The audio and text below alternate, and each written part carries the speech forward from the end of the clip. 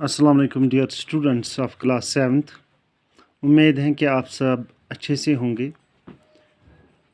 आज हम पढ़ेंगे अदर काइंड्स ऑफ इक्वलिटी। ये चैप्टर फर्स्ट है ऑन इक्वलिटी।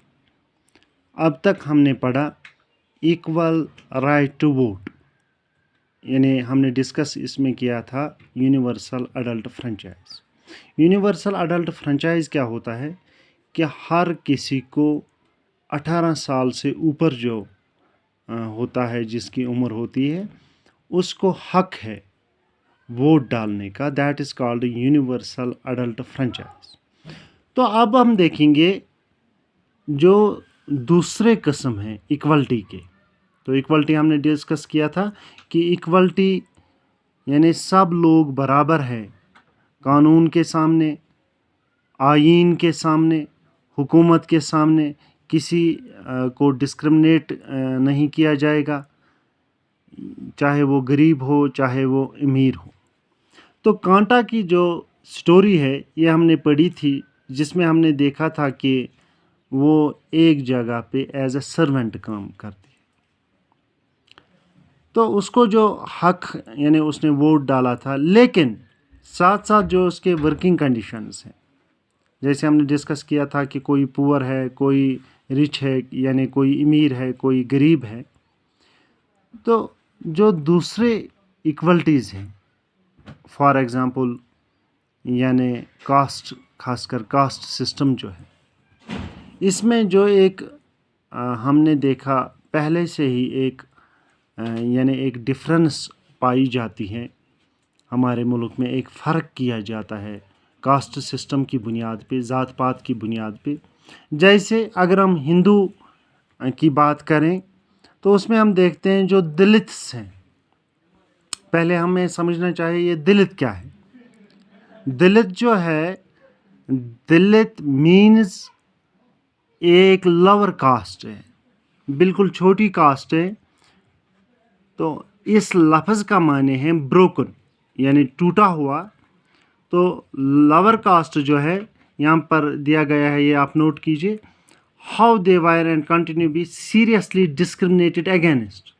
इनको हर वक्त डिस्क्रिमिनेट किया गया। इनको लोग अपने साथ बैठने नहीं देते थे, अपने साथ पढ़ने नहीं देते थे, अपने साथ चलने नहीं देते थे।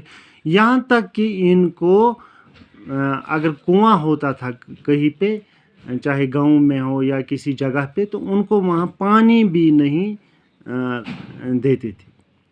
तो इस तरह यहाँ पर एक कहानी दी गई है ओम प्रकाश वाल्मीकि। ये 1950 में पैदा हुए, 2013 तक ये ज़िंदा रहे। तो ये एक मशहूर राइटर है। तो इसने अपने ऑटोबायोग्राफी में लिखा है, जिसका नाम जोथान है। तो ये लिखते हैं कि मैं जब पढ़ता था स्कूल में क्लास 6 में, तो जब बच्चे मुझे देखते थे कि यह आया तो वो भाग जाते थे, वो मेरे पास नहीं बैठते थे, वो मेरे साथ नहीं चलते थे, वो मुझे खेलने भी नहीं देते थे। कभी कभी वो मुझे मारते भी थे, पीटते भी थे, क्योंकि ओम प्रकाश जो थे वो एक दलित खानदान से थे।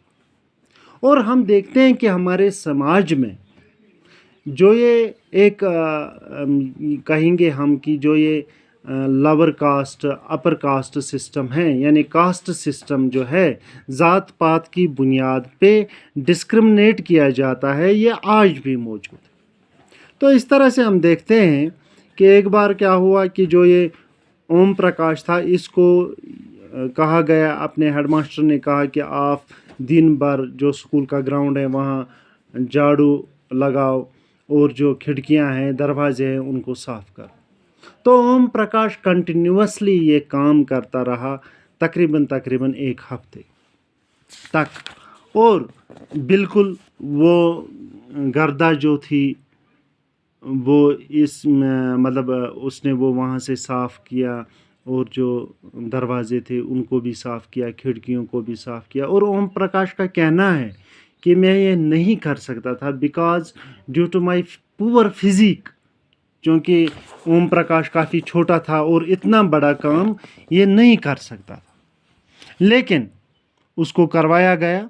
तो एक दिन इसके पापा को, इसके फादर को, वो वहाँ से गुज़र रहा था तो उसने देखा कि ओम प्रकाश सफाई कर रहा है, तो उसने उस्तादों से कहा ऊंची आवाज़ में कि अगर आप उस्ताद न होते तो मैं आपके साथ कुछ और करता, यानी वो झगड़ा करता, लड़ाई करता। तो इस कहानी का मकसद है कि जो दलित ख़ानदान के बच्चे हैं उनको भी डिस्क्रिमिनेट किया जाता है। मतलब हम कहेंगे कि उनके टुवर्ड्स लव और ओपिनियन होती है, यानी इस ज़ात को हर वक्त डिस्क्रिमिनेट किया गया। जैसे कि ओम प्रकाश को मजबूर किया गया हेडमास्टर ने कि दूसरे बच्चे जो थे वो पढ़ रहे थे और ओम प्रकाश झाड़ू लगा रहा। तो इस तरह से हम देखते हैं कि ये जो सोसाइटी में इक्वलिटी है, ये सोशल इक्वलिटी है, ये भी हर किसी को होनी चाहिए, क्योंकि समाज में जो है हर एक बराबर है।